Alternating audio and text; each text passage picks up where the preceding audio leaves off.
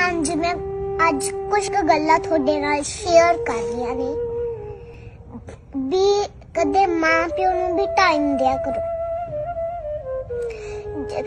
ਅੱਜ मैं ਇਹ ਗੱਲਾਂ ਸ਼ੇਅਰ ਕਰਨੀਆਂ ਨੇ ਤੁਹਾਡੇ ਨਾਲ ਵੀ ਸਾਰੇ ਆਪਣੇ ਫੋਨਾਂ ਤੇ ਲੱਗੇ ਰਹਿੰਦੇ ਨੇ, ਸਾਰੇ ਫੋਨਾਂ 'ਚ ਬਿਜ਼ੀ ਹੁੰਦੇ ਨੇ।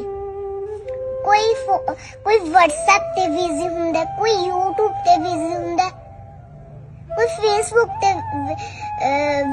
ਬਿਜ਼ੀ ਹੁੰਦਾ। फिर तुसी तां बिजी हुंदे हो, पर आपदी कदे मैं एक गल नोट करी है भी कदे तुसी अपनी मां कनी देखा करो। वो सिर्फ थोड़े कनी देखदी है भी मेरा पुत्त मेरे नाल गल करूगा। प्यो नूं देख लो, वो भी थोड़े कनी देख भी मेरा पुत्त मेरे नाल गल करूगा। तुसी सारे कदे अलग अलग अपने कमरियां च पै जांदे हो, कदे अपने मां प्यो नूं टाइम दिंदे हो अपने नाल गल करन। सारे अपने फोनां ते बिजी हुंदे हो, शाम नूं तां आपां इकट्ठे हुंदे हो।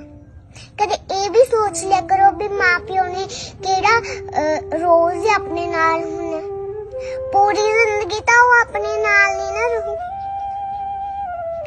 थोड़ा जा सोचा करो अपने मां बाप लई, चाहे आधा घंटा ही ठीक है, आधा घंटा तो बैठ जा करो अपने मां प्यो कोले, आधा घंटा ता गल कर लिया करो। तुसी फोन ते ही देखी जाने रहने हो, तुसी फोन ही देखदे हो। हुण तुसी जेड़ा प्यार तुहानू मां प्यो तो मिलदा हो तुहानू फोन तो तां नहीं मिलदा। तुहानू रोटी पानी जे है ना, तुहानू रोटी पानी फोन तां नहीं दिंदा। सारा कुछ अपने लिए मां प्यो करदे ने, कदे उन्हां बारे भी सोच लिया करो।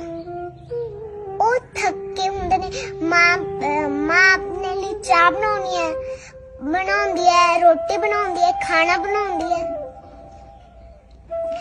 ਪਿਓ ਆਪਣੇ ਲਈ ਬਾਹਰੇ ਕੰਮ ਕਰਦਾ ਹੈ। ਕਦੇ ਉਹਨਾਂ ਬਾਰੇ ਤਾਂ ਸੋਚ ਲਿਆ ਕਰੋ। ਤੁਸੀਂ ਫੋਨ ਦੇਖੀ ਜਾਂਦੇ ਰਹਿਣਾ ਅੰਦਰ, कदे ऐਵੇਂ सोच लिया करो भी मेरे मां प्यो मेरी मां भी है ना, वो थके होंगे।